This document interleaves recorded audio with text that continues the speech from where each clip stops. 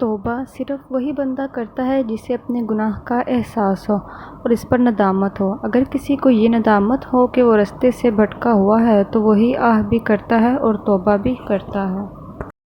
اگر تو فنا ہو جائے گا تو بقا کی طرف مائل کر دے گا، اگر پست ہو جائے گا تو دو عالم میں سما نہ پائے گا۔ اس وقت تجھے بغیر تیرے وجود کے دکھائیں گے۔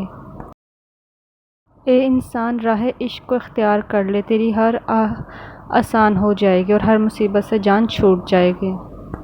اس دنیا کا ہر جسم اور ہر چیز ایک پیالے کی مانند ہے جس کا ظاہر کھلا ہے اور باطن میں نعمت ہے۔